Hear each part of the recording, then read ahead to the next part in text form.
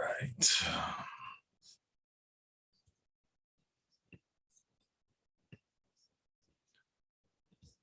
All right. Welcome to Rock Vegas, everybody. This is Glen Rockney. Watching the Florida State game right now. Florida State, Miami. Florida State's getting ready to, I think, start pushing away from Miami here after a turnover. But yeah, want to talk about Raiders Chiefs. A little late this week. Usually I do this on Friday, but the game's not till late Sunday, so got some time to listen to it, I suppose, before that happens. And I asked for some questions. If you have any questions, leave them in the chat. I'll answer them on the show if they're any good. Also on Twitter at Glen Rockney. Check that out if you don't already. And so let's start with some questions this time. So is it playoffs or tear it down? That's what the big STD at the big STD says on Twitter. Playoffs or tear it down. Like he's saying, is it if we don't make the playoffs, what do we do? Right? Do we try again next year, or do you tear it down? Now, what do we mean by tear it down? I would assume most people's idea of tearing this team down would be go find another head coach, go find another quarterback. I mean, what do you do? Maybe depending on how the defense played down the stretch, maybe you find another defensive coordinator. I wouldn't be in a hurry to get rid of Gus, but that does tend to happen when you bring in a new coach. Sometimes they want their guy, right? That's another thing that's lost within a lot of this. Do they keep Rich Bisaccia or not? I'm not so sure that Gus Bradley stays through a new regime. Like I said, that's kind of the downside of if they were to transition to another head coach, that they're going to want their guy. So for the most part, there's only been a few times that I remember them saying like, oh, we're going to keep the guy we got. And, Gus Bradley deserves a ton of credit for what he's done with this defense. And I'm not in any hurry to get rid of him, but let's just say, but if we're saying tear it down, we're saying we're going to get rid of Carr, Mayock, Bisaccia, and player wise, besides Carr, I would say like maybe get rid of Josh Jacobs, people like that are late in their contract, almost about to get paid. Because also, what do you do with Josh Jacobs? Do you pay a running back, let alone a running back who is in the medical tent every 4 carries? You know what I'm saying? Now, if they do make the playoffs, I don't think you can tear this down, to be honest. I really don't. I think you keep it there if they get you there. If Rich Bisaccia gets this team to the playoffs with all the stuff they've had to go through, I've said it for a while, you have to keep him. You have to keep him. Of course, they're like when we're saying tear it down, I see some people in the chat. There's obviously going to be guys like Cleveland Furrow is gone right after this year. I can't imagine anybody wants to keep him around.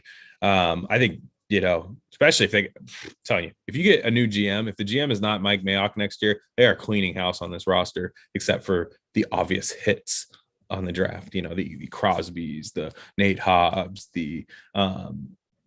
but even guys like Abram, you don't know if they would keep him because if you keep Abram, you will start coming up on do we pay him a second contract?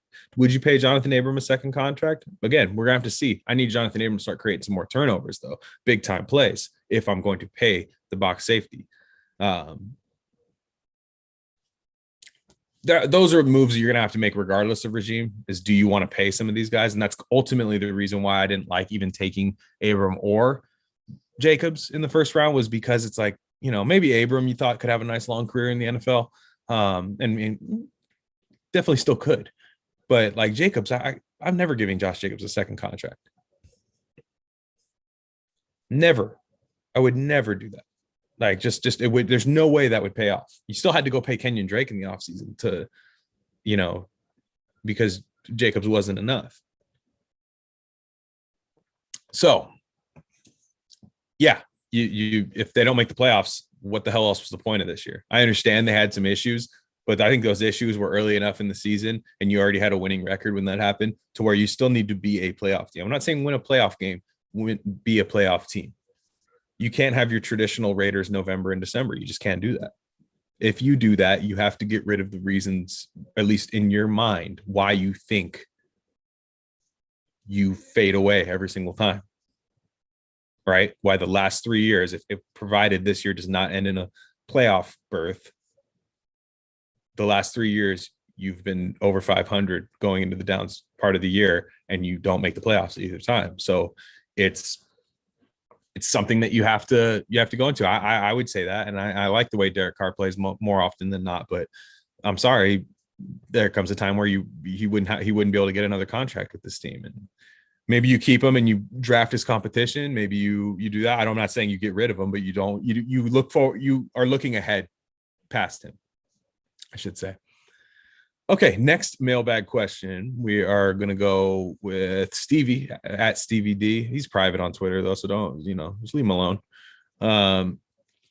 Do you think Desean Jackson, will open up the offense? You mentioned on your last pod the absence of Ruggs allowed the Giants to cheat because there was no real deep threat. Yeah, and by cheat, if you didn't catch the last one, what I say by cheat is they weren't worried about somebody taking the top off the defense. They could cheat up on Waller. They could cheat up on Edwards. They knew they didn't, they were going to let Zay Jones beat them down the field if he was able to. He was not, he just simply was not. So, the thing about Desean Jackson is this. I don't think Desean Jackson is going to catch very many touchdowns for the Raiders. I truly don't. I don't think we're going to get that part of Desean Jackson. I think he's got some big plays left in him, though. Some of them could be touchdowns, but mainly I think he can have some big plays. And you can't just let Desean Jackson run free down the field. No defensive coordinator is going to let them do that. So I do think he's going to allow defenses to have to play the Raiders the way they did when they had Henry Ruggs. I don't know if you're going to see the impact because Henry Ruggs had way fresher legs, than Desean Jackson. Desean Jackson's got some mileage on him. We were trying to get him on the team years ago, 7-8 years ago, trying to get him over here. And no, I don't think that's something that you can expect from Desean Jackson coming in. I think, like I said, a few big plays and just getting back running the offense the way you were running it with Ruggs is what you get, right? Maybe the offense takes a hit. Maybe the offense takes a small little hit. I mean, it'd only be fair to say, right, that it would when you lose your number one receiver, wide receiver, I should say. That is what it is. Something the Raiders are going to have to battle through. We'd have to treat this season like Henry Ruggs tore his ACL or something, right? We can even forget about what happened. Next year, we'll be reminded when we're trying to build a roster next year, But for right now, we have to treat it as though he tore his ACL or something and conduct business as usual. So, I definitely think Desean Jackson will do more good things than bad for this team. I just think people that think he's going to be catching these deep touchdowns and unlock this part of the offense that we were just getting to with Henry Ruggs. No, I don't think so, but it's about as good as you can get for a deep threat to come in, midway through a season. I can't complain there. Veteran guy, seems like a likable guy too. A lot of guys like him around the league and can still run routes deep. He understands how to run the routes. He just might not be able to, might not be as sudden as he used to, or just as fast. I remember seeing him catch a deep ball. It might have been week 1 or 2 where he just caught it deep and ran out of bounds because he wasn't going to beat the guy trailing him. It was he definitely is a bit different than Eagles days, right? So let's go on to the Chiefs here. I will pause this. If you got some questions in the chat you want to leave, I will come back to them if you want. But let's get into the Chiefs, okay? With the Chiefs. The Raiders, the way they okay, let's just get into the impact before we get to strategy. The impact of this game, I don't want to be dramatic, but this feels like the season. Am I wrong? This feels like the season being done if the Raiders don't win this game. Obviously, they wouldn't be mathematically eliminated. In fact, being 5-4, not the worst case in the world. I think if you told a lot of Raider fans at the beginning of the year you'd be 5-4 after week 10 going into week 11, they'd be like, all right, that's fine, cool, right? And half of the league expected the Raiders to be at the bottom of the league. I expected them to be good this year. So I have, 5-4 would just be like, okay, fine, let's have a good record down the stretch. But how you got to 5-4 it would be the issue, right? Is losing the last two games after losing your wide receiver to a tragic accident. And then losing your coach, and you just wonder how the team's going to perform down the stretch without some of the key components of the team, But a win against Kansas City, I think the Raiders are back. That's the thing. That's why it feels like the season. And I feel like I've been saying this every week. I'm not trying to sound like a broken record, but it is the NFL. You only play once a week. You only get 17 games. Every game is like 3 NBA games, 4 NBA games, right? It's just a small margin of error. I'm almost 5 NBA games, I would say. It's like, man, like you lose one game and it does a lot, but losing a division game against the Chiefs, you could essentially almost put the Chiefs away in the division. Not quite, but it's almost their season too. Like when you look at the Chiefs, and, the Chiefs haven't had the tragedy and the insane things happen to them like the Raiders have this year, but they've got way more eyes on them as far as needing to be great, because when you have somebody like Patrick Mahomes and he's not playing well, and the offense as a whole is not playing well, everybody sees it. It's on First Take every morning. The Chiefs used to never be on First Take in the morning. Like nobody would care that much about it when Alex Smith was the quarterback, when Brody Croyle was the quarterback, or Damon Heward, or all those like random old Matt Castle, all those old guys they had. Even though they might have had a playoff team here and there, the Mahomes factor puts a lot of pressure on them if it's not going right. So they need to get right this game. It's still going to be a huge challenge for the defense. Anytime you are playing Tyreek Hill and Travis Kelce, I don't care. I don't care if Travis Kelce's on a cold streak right now. I refuse to believe it. Like that guy's still one of the best in the league. Still a savvy route runner, can still get open, still catch the ball, can still hurt you, especially in the red zone. Tyreek Hill too, as well. And you have to wonder, are the Chiefs going to take what the Raiders give them? Because the Raiders do give you stuff on defense. They'll give you 4-yard completion in front of you, no problem. They're not going to press you hard. They're not going to be doing any of that. They will give that to you. And I think if the Chiefs do that, it could bode for success, right? Now, what the Raiders can't do is they cannot give up a backbreaker to Tyreek Hill, a backbreaker to Travis Kelce, like a 30-yard touchdown or something like that. You can't give that up.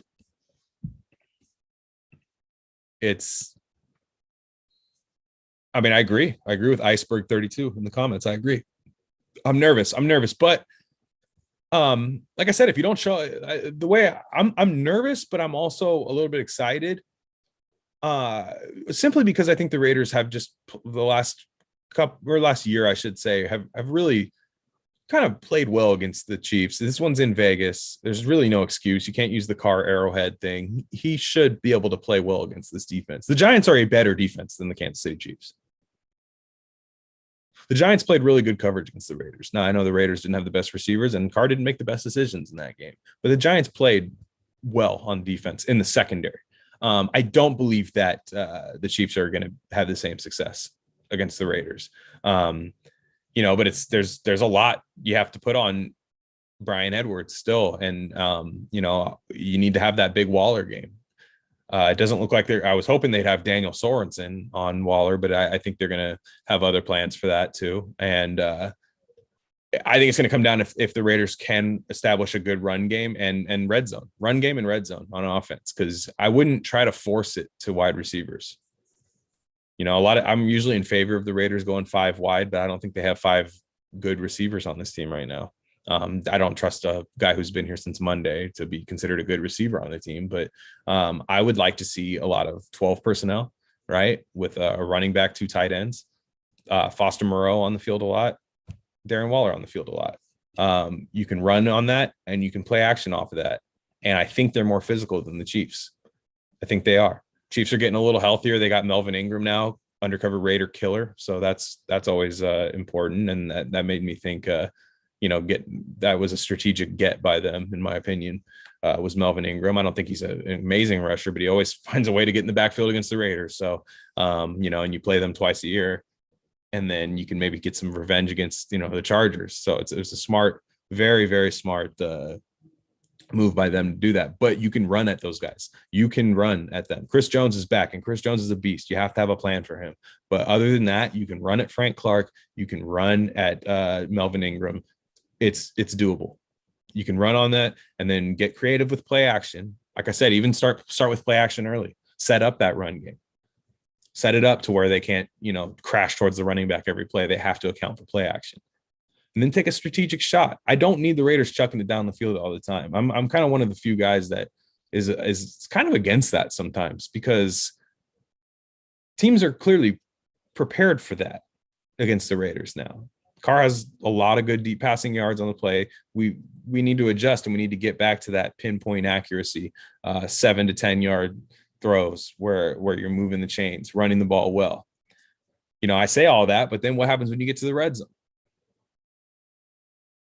So I'd like to see them take their shots. If they're on the opposing 30, or if they're on the Chiefs 35 or 30, take that shot there to the end zone.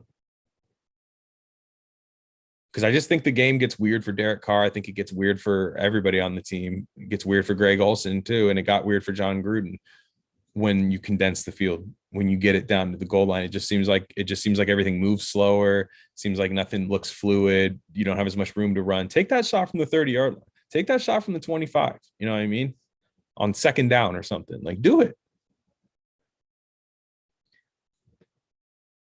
But this is a huge game. This is an enormous game. You just can't. I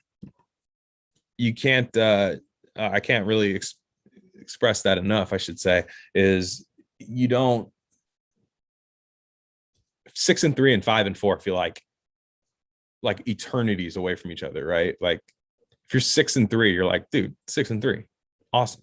But if you're 5-4, you're like, all right, guys, it's really time to get rolling now, or else we're fucked. Because you'd be, who knows what's going to happen with the Chargers. I think they have a tough one against the Vikings this week. You really have a chance to put the pedal to the metal in that division. And then you got some tough opponents coming up too. Like, if the Raiders don't beat Kansas City, I won't feel confident about them beating Cincinnati or Dallas. I know any given Sunday, anything can happen, but we've also seen kind of the same script the last couple of years for the Raiders. So it'd be very tough for fans to get into it, at least. And maybe even some of the players might start buying into it. So a win here really just is huge for a number of reasons. Plus, as fans, man, beating the Chiefs. I mean, what's better as a Raider fan? It's beating the Chiefs, especially when the Chiefs are, gone to the last couple Super Bowls, man. They are the team right now. Sometimes it's the Broncos that are the team, right? Sometimes it's Chargers, but it's Chargers. But beating the Chiefs, really knocking them down in the division. Who knows what Denver's going to do, and Denver's 5-4, I believe, something like that. Yeah, 5-4, and if the Chiefs go down under 500, that's it, man. That's it. And he says the Vikings suck. P-Dog 006. The Vikings suck. They lost to Cooper Rush. Yeah, but the Chargers beat Philly by 3 points. I mean, you know what I'm saying? That's all I'm saying. I think the Vikings are better than Philly. So anything can happen. Is all I'm saying. I mean, I'm going for the Vikings in that game. But interesting matchups on defense too. Let's see. Did Ruggs not being there hurt the team that much, or was the offense exposed? Ruggs definitely. You knew he wasn't there, right? Because you have Zay Jones and Brian Edwards running Ruggs routes, and it didn't go well, right? Ruggs will create way more separation than those two. Ruggs has better hands than those two, in my opinion, and he's just a better player. The offense did get a little exposed. I don't know about exposed. I think they just had a really bad game. And the Giants had James Bradbury. James Bradbury played the game of his life, and he's a very good corner. Their safeties played really well, and they had James Bradbury covering Waller at times. They were doing things with their corners that other teams don't necessarily do all the time. And I do give hats off to, even though the Raiders did leave a wide open Darren Waller touchdown on the board, plus a missed field goal, you win that game if you hit both of those. But if I can't say that the Giants played bad and it was just the Raiders beating themselves. I mean, the Giants did play good coverage, and they confused Derek Carr. And say what you will about Derek Carr, like I was saying in the last show, it's tough to confuse him. It's easy to rattle him, tough to confuse him, right? Like you can get him to start doing happy feet in the pocket, but typically he can read coverage pretty well. All right. When he's off, he's missing the throw, but he's making the right read. So I know some of you guys hate him, whatever. I got to be objective on the show, man. Like I'm not going to sit here and make this the Derek Carr podcast. Like again, I think he's solid. I'm more mad. I've always been more mad about the way this team has blown through 5 first-round picks the last couple of years than I am at Derek Carr. I think there should be exponentially more talent on this team than there is already. And you're talking about a 5-3 team. So what would that be if you hit on those first-round picks? Like truly hit on a couple of them? Like I'm talking Pro Bowl or all pro level guys. There's not one all pro out of those 5 first round picks. Not saying that's a guarantee, but that was why you traded Khalil Mack and Amari Cooper, was to get those picks. Now, Derek Carr shoulders some responsibility. He has not played well in November and December. I thought last year he played a little bit better in December, like the Miami game. I thought he played really well. That's not why they lost. They should have had a couple more wins either way and made the playoffs last year, regardless. But this year, the defense is better. You will know that you can move on from Derek Carr because he has a pretty good defense. I know some of you guys were ready to do it a long time ago, but when you see him with a middle of the pack defense and he's not able to put up points, if the Giants game is what we get for the rest of the year, and the defense is able to make like at least some plays and stop people the way they've been doing, playing well, getting pressure and stuff. Everybody's been impressed. Everybody thought this was going to be at least a below average defense, but it's gone to like average to sometimes good. And it's a good point here by MB. The Giants have the best team, or have been the best team against explosive plays, which that makes a lot of sense. It's not because Ruggs was out, but I think there was a couple of routes where Bryan Edwards ran like a deep cross and he just flat out stopped running and like didn't catch it, where I think if Henry Ruggs catches that, he would have had a huge play. There's just a couple plays like that. At the end of the day, I think they confused the hell out of Carr, and the Raiders just shit the bed in the red zone. I mean, there's just no other way to put it.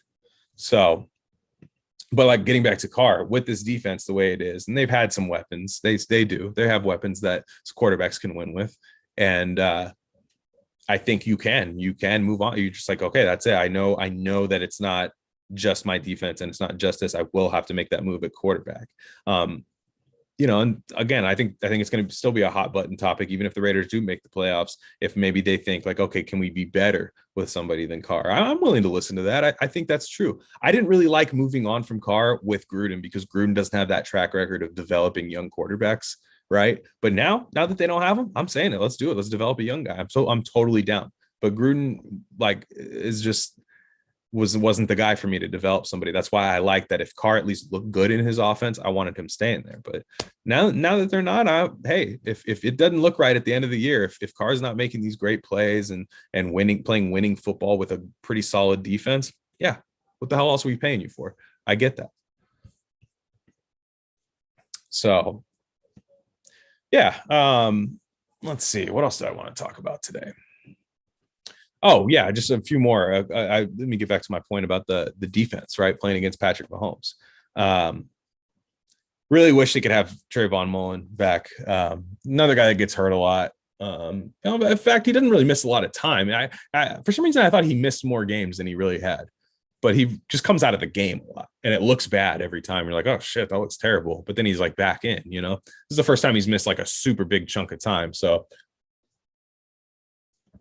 I wish they had Mullen back for this game, just because you could have Faison, who's been pretty good, as your third corner, which would be better than him being your second corner. And then, you don't even have Damon Arnett anymore because he's a fucking moron. And then, God, that was a bad pick. But you have, I'd like to have a little more horses in the secondary, but I think we're also going to see Trevon Merrick get tested a few times today, because Mahomes is going to throw it down there. He's going to throw those contested catch balls down the field, and we'll see if Trevon Merrick makes the right reads and makes plays on the ball. Really like the way he's played this year. Definitely what I thought he was coming out in the draft, and why I was so excited when the Raiders actually picked him. So I do think he's going to get tested a lot. The thing is, I expect them to try to find a way to get Travis. Like, are they going to have somebody locked on Travis Kelce? Right. PFF was saying today, it's like the Raiders might have to play some too high. They've too high safeties. They've played over 80% of their snaps. 80% of their snaps have been on with single high safety.